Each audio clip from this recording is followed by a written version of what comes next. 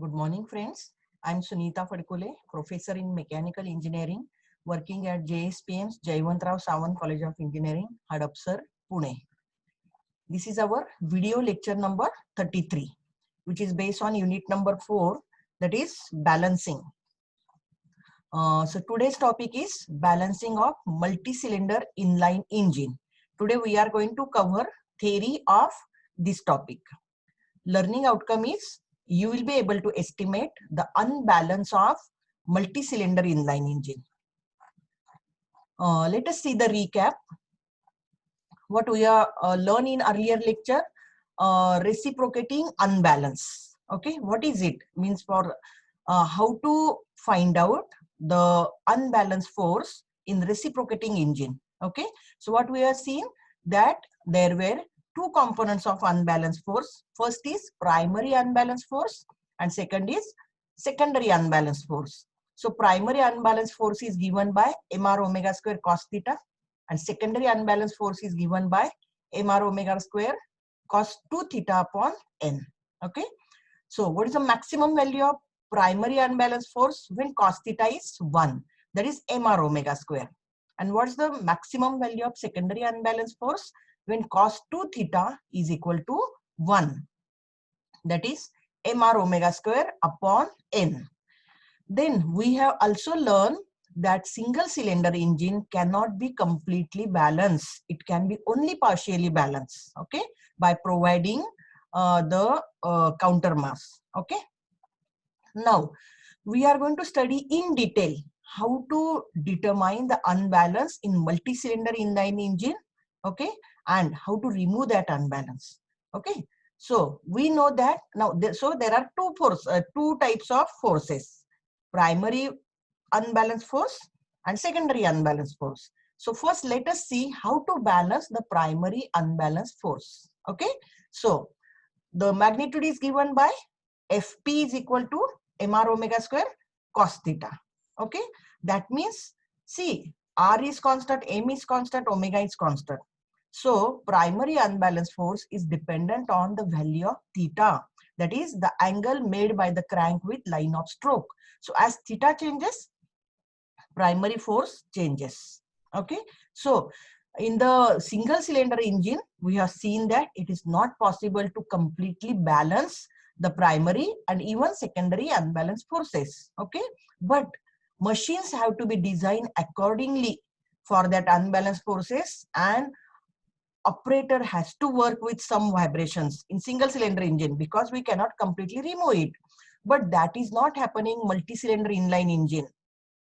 In multi-cylinder inline engines, by adjusting some of the parameters like the angle between the two cranks, okay, by adjusting that parameter we may achieve balancing of either primary or both primary and secondary unbalance. Okay, so without doing anything, that means by just adjusting what should we keep the angle between the two cranks if it is a two-cylinder engine. Okay, that we'll see in detail further. Then what is the secondary unbalanced force? We know that it is given by mr omega, Fs is equal to mr omega square cos 2 theta upon n. Okay, so again m is constant, r is constant, omega is constant, n is constant, it is obliquity ratio. So secondary force is also dependent on the value of theta. Okay, so we have also now how to there is very much similarity between primary unbalanced force and secondary unbalanced force. We can, once we learn how to balance the primary unbalanced force, we can easily apply that technique to balance the secondary unbalanced force. Okay, because how it is similar, see, this expression can be written in this fashion. Okay, m we will keep as it is, r also we will keep as it is, and multiply by 2 here, multiply by 4 here. So instead of omega square, we will write down 4 omega square, that is 2 omega bracket square. Okay, as we have multiplied by 4, divide by 4. So this term will become 4n. Okay, now you just compare it with the primary force. Okay, what was the formula for primary force? mr omega square cos theta. So here it will be, m will be same, instead of r it will be r upon 4n, and instead of omega, it will be 2 omega, and instead of theta, it will be 2 theta. Okay, so if we compare this formula with primary unbalanced force, okay, there will be two cranks now. We have to imagine two cranks. One is primary crank, other is secondary crank. Okay, so now to consider two cranks of an engine as shown in following figure. Okay, one is the actual crank. This primary crank is actual crank, and secondary crank is an imaginary crank. Okay, so that we can follow the same procedure for secondary force unbalance as we are following the primary crank unbalanced force. Okay, so let us see this figure. Say this is your crank having mass m, okay, unbalanced mass. It is making angle theta with the line of stroke, and radius of crank is r, and this crank is rotating with angular velocity omega. Okay, so what primary unbalanced force this engine will produce? It will be simply mr omega square cos theta. Okay, it is cos theta, not cos 2 theta. By mistake it is there. So mr omega square cos theta. Okay, now consider the same crank with secondary forces. That means that is known as a secondary crank, which is imaginary. We have to imagine this. Okay, what is the difference? M will remain same. Okay, mass of the unbalance which is at the crank pin, it will remain same. The crank length will be replaced by r upon 4n. We have seen here. See, here it is. Instead of r, okay, here this is your primary force formula, mr omega square into cos theta. Okay, and simply by multiplying and dividing 4, we have here the crank length is r upon 4n. So that we have shown here. Crank length is r upon 4n. Okay, then what is the speed here? 2 omega. That means this crank will rotate with double speed, that is 2 omega. Okay, and what is the angle made by this crank, secondary crank with line of stroke? It is 2 theta. Okay, because here it is 2. So all these terms, the m r omega square cos theta. Okay, so it is compared with the primary force. We have written all these terms. So what will be the formula? What will be the unbalanced force now? You know, it is m r upon 4n 2 omega square into cos 2 theta. Again, when we cancel 4, we can write down in the same fashion, mr omega square upon n into cos 2 theta. Okay, so if we compare this actual, that is primary crank, with imaginary, that is secondary crank. Okay, what will be the mass which is put at the crank pin? That will be same whether it is primary crank or secondary crank. So it will be m here and it will be m here also. Okay, then what will be the length of crank? For primary crank it is r, for secondary crank it is r upon 4n. What is the angular velocity of primary crank? If it is omega, for secondary crank it is double, that is 2 omega. Okay, so whatever the procedure we are going to follow to balance the primary force, same procedure we can follow to balance the secondary forces by replacing this one, m by m, r by r by 4n, omega by 2 omega, and theta by 2 theta. Okay, so that what is the meaning of this one? Then let us write down, let us read in the wording. When actual crank has turned through an angle theta, the imaginary crank would have turned an angle of 2 theta. Okay, so that means what is the centrifugal force induced at the imaginary crank? It is m r upon 4n 2 omega bracket square. Okay, so what is the component of this force along the line of stroke? See, this will be in the line of crank. You have to resolve it into two components, horizontal and vertical. That means along the line of stroke. So along the line of stroke, what is this formula? See here, along the line of stroke, what is the formula? What is the component? Into cos 2 theta. Vertical component is cos 2 sin 2 theta.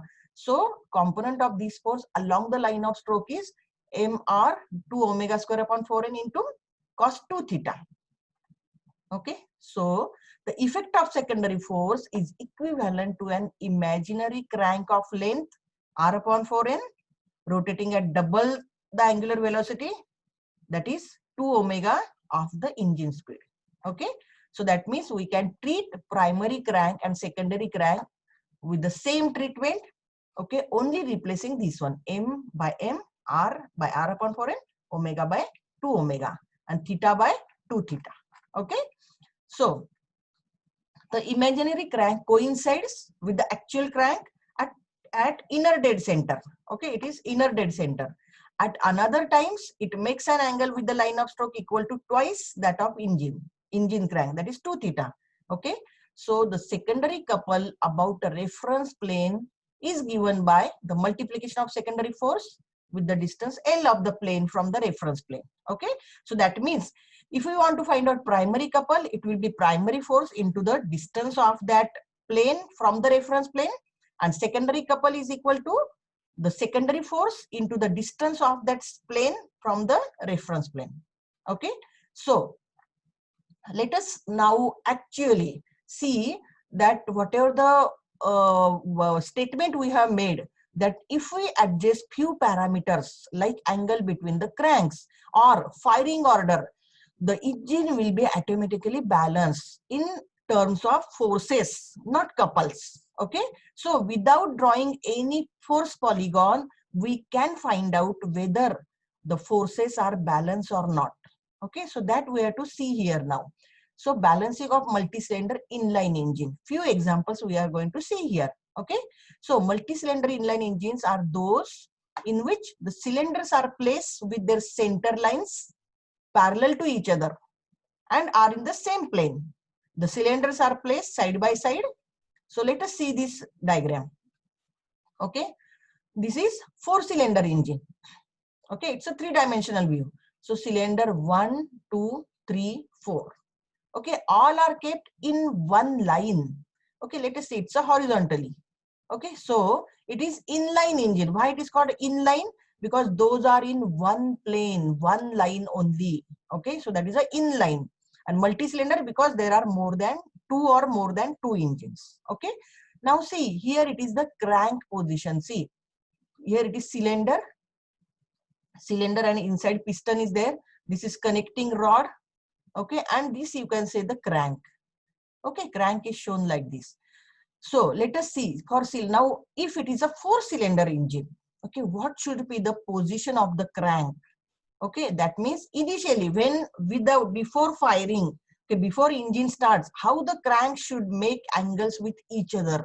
So let us see here for crank cylinder number 1. Okay, if this crank is vertical here, okay, like upward. For cylinder number 2, crank will be downward. For cylinder number 3, crank will be horizontal like this.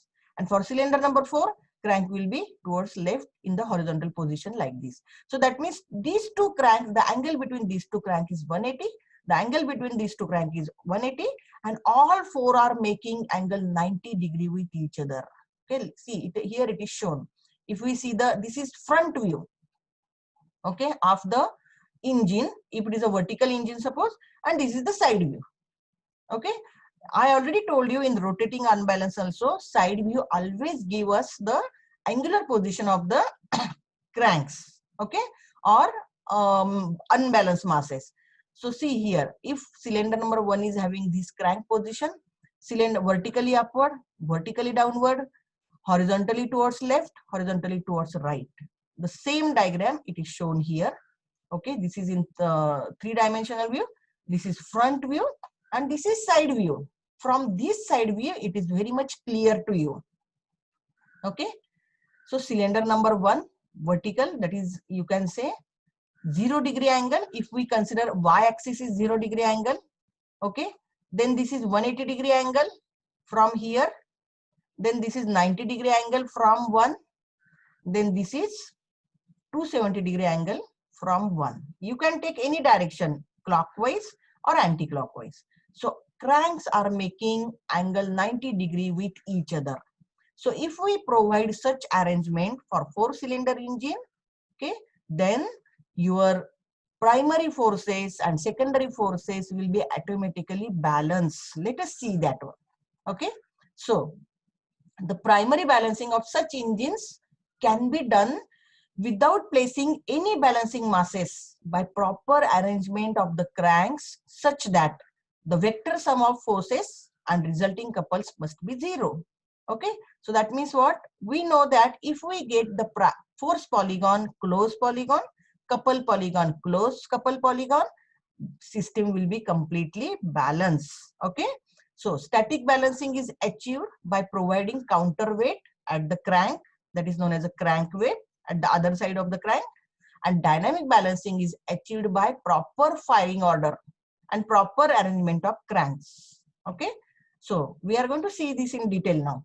When the connecting rod is not very long, the secondary effects also must be taken into account. That means when n is very small, you can say. Okay, so secondary unbalance can be analyzed in a manner similar to that of primary unbalance. This is very important statement. That's why we have made the analogy. Primary force is mr omega square cos theta, and secondary force is mr omega square upon n into cos 2 theta. So whatever the treatment we are, whatever the way in which we are going to balance the primary forces, in the same way we are going to balance secondary forces also. Okay. Now consider a single cylinder engine. Okay. So already we have studied this. So this is secondary force m r upon 4 and 2 omega cos 2 theta. Okay. Therefore, to analyze the secondary forces, the same procedure as employed for primary balancing may be used by considering a secondary crank such that crank radius is r upon 4n, angular speed is twice the speed of primary crank, and angular position is 2 times that of the crank, primary crank. That is r upon 4n, 2 omega, 2 theta. Okay. Now, let us see the actual examples of the engines. Okay. So, balancing considerations in different multi-cylinder inline engines. Only primary and secondary forces are considered here. That means what we have not considered? Couples. To find out whether the couples are balanced or not, we have to actually draw couple polygon. To find out primary couple balance or not, we have to draw primary couple polygon. To find out secondary couple polygon is close or not, we have to actually draw secondary couple polygon. But primary and secondary forces you can analyze without drawing any force polygon. Okay, so to check the effect of primary couples and secondary couple, their couple polygons have to be constructed. Okay, but the firing order decides the sequence of the cylinder which will produce the power stroke. This in turn also decides the angular position of the crank. Okay, so that means now we are going to study different cases wherein without drawing any force polygon, we will come to know whether primary forces are balanced or not, secondary forces are balanced or not. Okay, but what we said about the couples, primary couples and secondary couples, we don't know whether those are balanced or not. So without drawing the couples polygon, we cannot analyze it. Okay, but forces definitely we will analyze, we will be able to analyze. Let us see now. Case 1, 2-cylinder inline engine. Okay, so let us assume that firing order say 1, 2. That means what? See, there are 2 cranks as it is a 2-cylinder engine. Okay, so what will be the angle between the 2 crank? If one is vertically upward, other will be vertically downward. So this is the crank number 1. Okay, it is having mass m at the crank pin. It is having radius r and it is rotating with omega speed clockwise. Okay, so what will be where will be your second crank?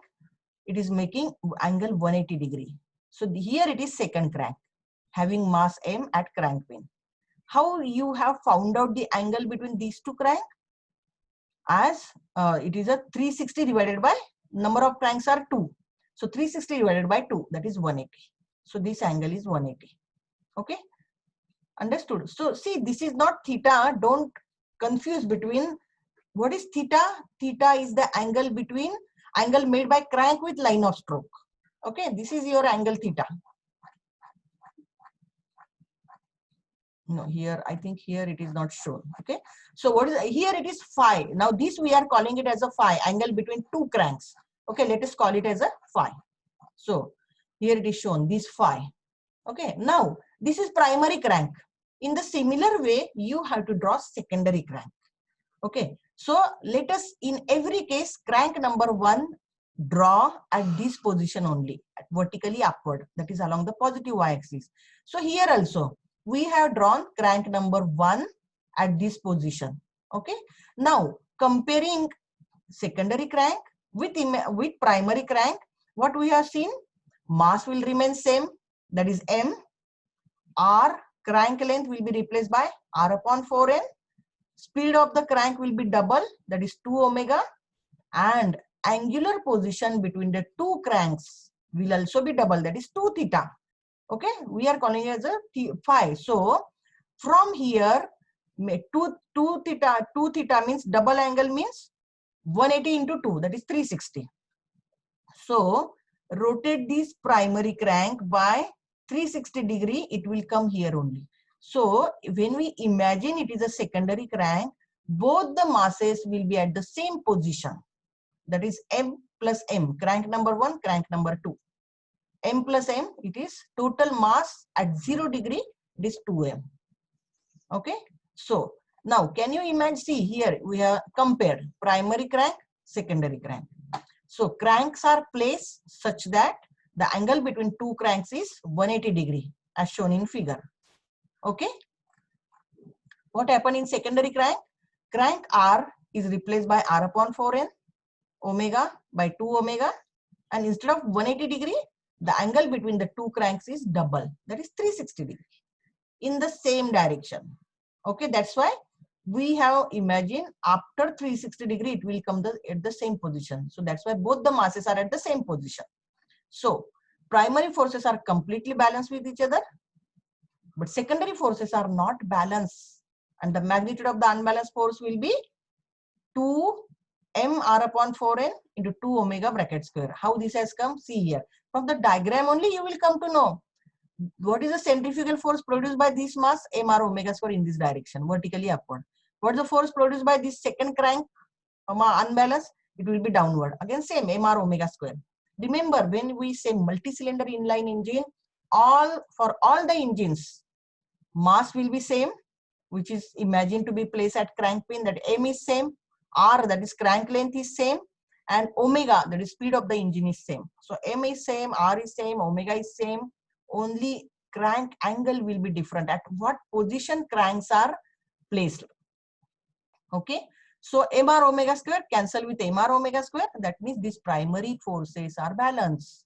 We have not drawn the primary force polygon, but simply from this diagram we have concluded that primary forces are balanced. Okay, what about secondary crank?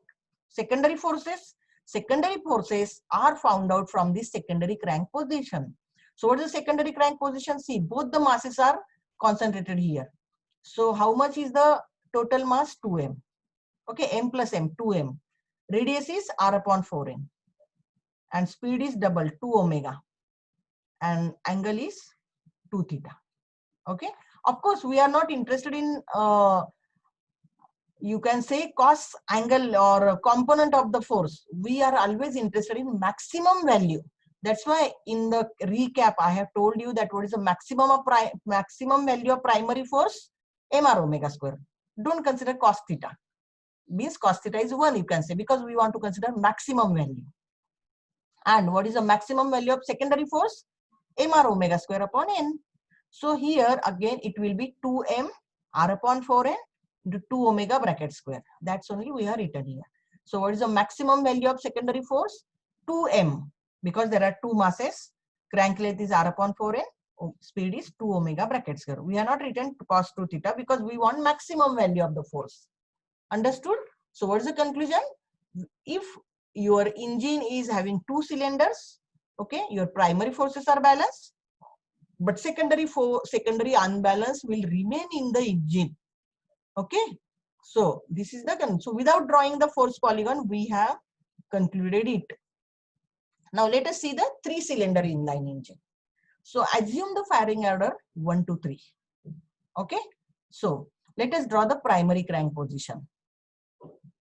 Again, it is rotating. We have to always assume the direction of rotation of the crank, whether clockwise or anti-clockwise. So in all the diagram, we have considered the clockwise rotation of the crank. So let us now, what will be the angle? First, always you have to find out the angle between the two cranks. As there are three cranks, what will be the angle? They are provided at the, you can say at equal distance, equal angular distance. So 360 divided by 3, it will be 120. Okay, so angle between each two crank is 120. So let us see here. This is 1. Okay, then 120. This is 2. See here, there is a mistake. After 1, as we have taken the firing order 1, 2, 3. Okay, and direction is assuming clockwise. So after 1 there will be 2. After 2 there will be 3. Okay, so there is a mistake here. Please correct it. So 1, 2, angle 120 degree. Between 2 to 3, 120 degree. Between 3 to 1, 120 degree. And direction is this one. So what is the crank length? R. What is the mass? M. So M for this crank, mass is M here. For this crank, mass is M here. For this crank, unbalanced mass is M here. Okay. Have you drawn the primary crank position? Have you understood? Now, you have to draw the secondary crank, which is an imaginary crank. What we have to replace? M will remain same. R will be replaced by R upon 4n. And omega will be twice. Okay, so that is twice omega. And instead of 120, angle will be 240, double. Okay, so first you always start with 1. So first crank position will be this one. Okay, now after first it is second crank. But what should be the angle for secondary crank? Between 1 and 2, double. That is 120 is a double, 240. So after 1, there will be 2 here. Okay, so again here there is a mistake. Here it is 2, here it is 3. So from 1 to 2, angle is 240. Okay, and from 2 to 3, it is again 240. Okay, so this is similar. Only see here it with the sequence is 1, 3, 2, or basically correct is 1, 2, 3, and here it is 1, 3, 2. Here is 1, 2, 3. Here it is 1, 3, 2. Okay, so what is your conclusion? Cranks are placed such that, for primary crank we are reading, cranks are placed such that angle between each two cranks is 120 degree. Okay, and here crank R is replaced by R upon 4n, omega by 2 omega, and instead of 120 degree angle, the angle between each two cranks is double. That is 240 degree in the same direction. That is very important, in the same direction. So what is your conclusion? Primary forces are balanced, secondary forces are also balanced. That's why this is the in the 3-cylinder, because see what is the force produced by this crank? Mr omega square. This will be Mr omega square. This will be Mr omega square. If you take the component of these forces along vertical and horizontal, this horizontal component will cancel by this horizontal component. This vertical component plus this vertical component will be balanced by this vertical component. Same will be happening here. Only values will be different. That's why without drawing force polygon, we have concluded, we can simply say that from the position of the primary and secondary cranks, that primary and secondary forces are balanced in 3-cylinder inline engine. Okay, these 3-cylinder engines used to we used to have it in old car. Okay, that is Fiat, Premier, Padmini, etc. 3-cylinder engine. Nowadays 4-cylinder engines are there in many car. Okay, now let us see the 4-cylinder inline engine. Imagine the firing order 1, 2, 3, 4. See this firing order you have to decide and what should be that firing order, so that it will give you minimum primary couple and secondary couple. That we will discuss later on when we will solve the problem. Okay, right now you have to imagine the firing order can be say 1, 2, 3, 4. Okay, so what does this firing order decide? This will decide the sequence of cranks. After 1 there is a 2, after 2 there is a, that means angle between the two cranks. Okay, so this is a primary crank. Again same diagram you have to draw. What should be the angle between each two crank here? How to find out angle? 360 divided by number of cranks. What is the number of cranks? 4. 360 divided by 4, 90 degree. So angle between each two crank is 90 degree. Okay. So now here, see, actually this angle, this omega, we assume it is towards left now, because otherwise everything will be wrong. Here also, in this diagram also, if we imagine this anti-clockwise, this diagram is correct. Okay, so here also, if you assume omega anti-clockwise 1, 2, 3, and this is 1, 3, 2. Okay, so let us imagine here, this is wrongly shown here, this omega, let us assume omega in the anti-clockwise direction. Okay, so cranks are rotating in this direction. So let us first show crank number 1 having mass m here. Here also crank number 1 having mass m for primary and for secondary crank. Okay, here it is length is r, here it is r upon 4n. This will rotate with omega speed, this will rotate with 2 omega speed. Okay, now here angle between 1 and 2 is 90 degrees. So show second mass here for second crank, third mass here 90 degree, fourth mass here. Okay, now here how will you draw the position of all 4 cranks? You have to double the angle. Here angle between 1 and 2 is 90 degree in anti-clockwise direction. So here it will be 180 degree. So after 1 you draw here 2. So this is a second mass will come here. Okay, then from second mass, angle between second and third is, here second and third is 90 degree. So here it will be from second and third it is 180 degree. So third will come here. Here it is angle between 3 and 4 is 90 degree. It will be 180 degree here. So from 3 draw again 4. So 2 cranks will be at this position, that is 1 and 3. 2 cranks will be in this position, that is crank number 2 and 4. Okay. Now what is the unbalanced force produced here? Mr omega square. Mr omega square will be cancelling out. Mr omega square will be cancelling out. So forces produced by first crank will be cancelled out by third crank. Second crank with the fourth crank will be cancelling out. Similarly here also, the forces produced by first and third crank will be balanced by forces, secondary forces produced by crank number 2 and 4. Okay, so that means what is your conclusion? First conclusion is, if we compare primary crank with secondary crank, cranks are placed such that angle between each two cranks is 90 degree. And here r is replaced by r upon 4n, omega is by 2 omega, and instead of 90 degree, the angle between each two crank is double. That is 180 degree in the same direction. Okay, so what is your conclusion? Primary forces are balanced and secondary forces are also balanced. Okay, where do we find the application of 4-cylinder inline engine? Usually in all the cars we use 4-cylinder inline engine. Okay, then let us analyze now 5-cylinder inline engine. Okay, what will be the angle between each two crank? 360 divided by 5. That will give you 72 degree angle. Okay, so you have to draw all cranks at 72 degree angle in the same sequence. So because we have taken firing order, we have imagined 1, 2, 3, 4, 5. So 1, 2, 3, 4, 5. We have drawn the primary crank position having angle 72 degree between each two crank.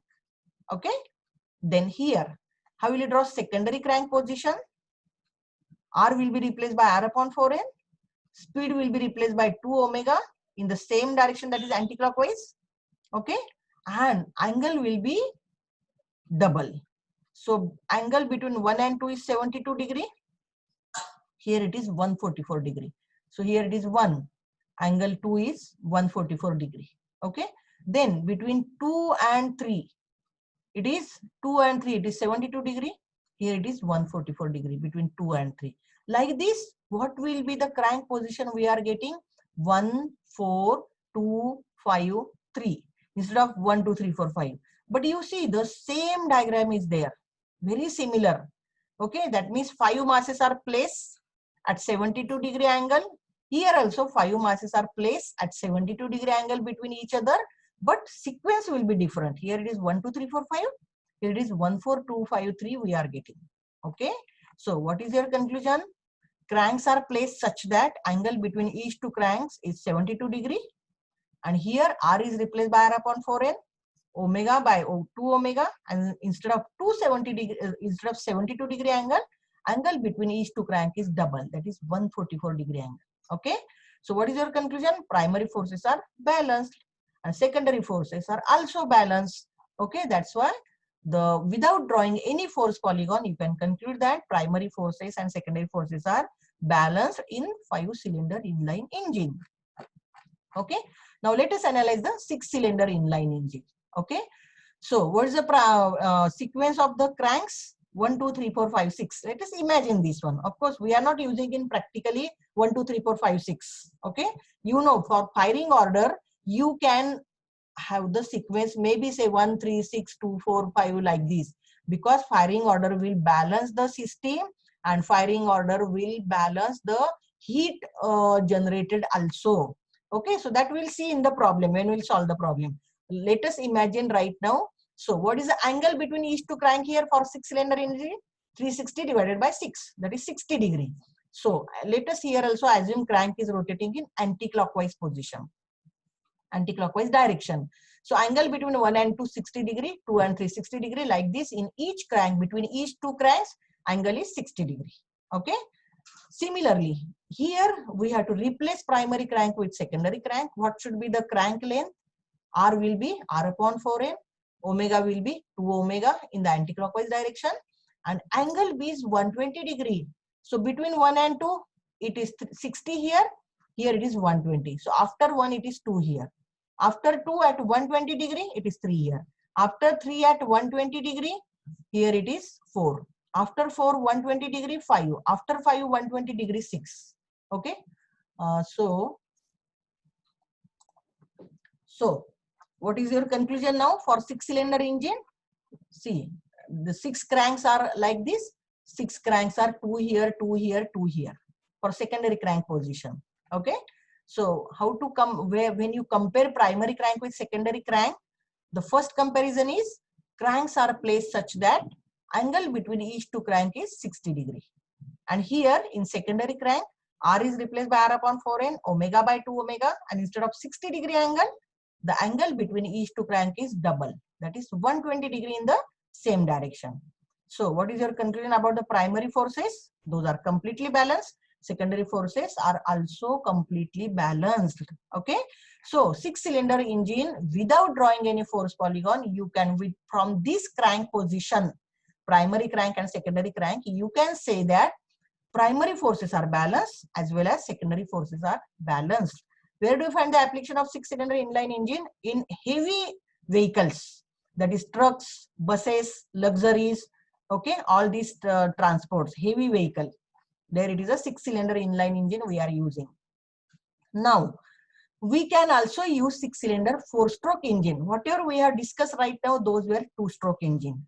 Okay, you know, 4 strokes are completed in 2 crank rotations. So here, only the difference is that angle between the 2 cranks. Okay, how to find out the angle between each 2 crank for 4-stroke engine?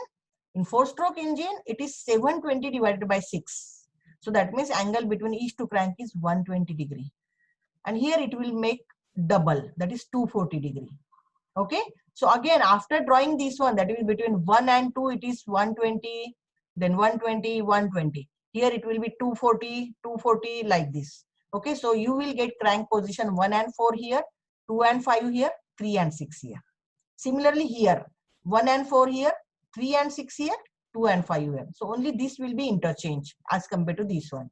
So what is your conclusion? Again, cranks are replaced like this, and forces are, primary forces are balanced as well as secondary forces are also balanced. Okay. So from this formula, we can find out the angle between 2 cranks. Total angle turn for power stroke. In 4-stroke, it is 720. After 720 degree turning of crank, power stroke will come.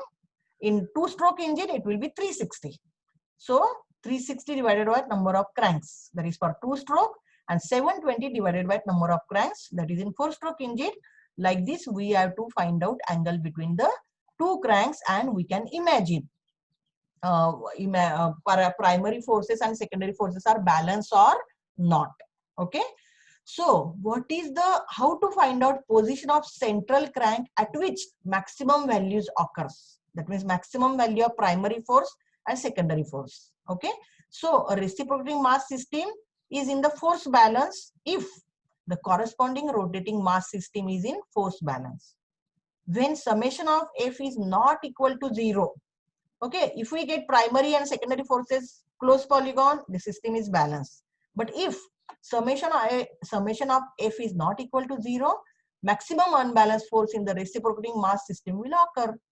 When resultant for rotating mass system is along the line of stroke of the cylinder, its magnitude will be equal to the resultant force of the rotating mass system. That means what we want, whatever, see, crank is continuously rotating, so maximum force value should occur along the line of stroke. So depending on that one, we can find out the crank, central crank position. So this condition will occur when crank system is rotated through minus theta r or minus theta r plus 180 degree from the current position. Now see, this is true for couples also. I know you may not have understood this one, but whenever we will solve the problem, that will come to know. Okay, how to find out the position of central crank at which maximum value occur. Okay, now the last part, complete balancing of the reciprocating parts. Okay, what you want for complete balancing of reciprocating parts, the following conditions must be fulfilled.